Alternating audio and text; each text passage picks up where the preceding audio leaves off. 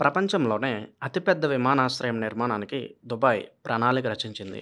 ప్రస్తుతం ప్రపంచంలోనే అత్యంత రద్దీ విమానాశ్రయాల్లో ఒకటైన అంతర్జాతీయ విమానాశ్రయాన్ని విస్తరించేందుకు ఏర్పాట్లు చేస్తుంది.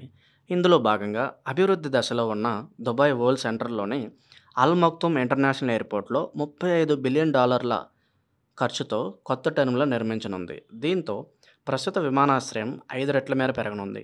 వచ్చే 10 ఏళ్లలో కార్యకలాపాలను అక్కడి నుంచే సాగేలా ప్రణాళికలు సిద్ధం చేస్తున్నట్లు దుబాయ్ పాలకుడు Sheikh Mohammed bin Rashid Al Maktoum ఆదివారం ప్రకటించారు.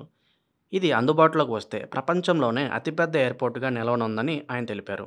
ప్రస్తుతం ఉన్న ఎయిర్పోర్ట్ విస్తీర్ణంతో పోలిస్తే 5 రెట్లు పెద్దదని, ఇప్పుడు కేవలం 2 రన్వేలు మాత్రమే ఉన్నాయని తెలిపారు.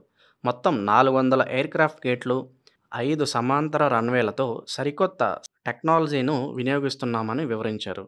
దక్షిణ దుబాయ్లో ప్రతిష్టాత్మకంగా చేపడుతున్న ఈ ఎయిర్పోర్ట్ చుట్టూ నగరం నిర్మాణం కాబోతుందని పేర్కొన్నారు.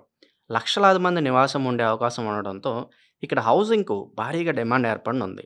లాజిస్టిక్ ఎయిర్పోర్ట్ రంగం అతిపెద్ద సంస్థలకు ఇది కేంద్రంగా మారనుంది.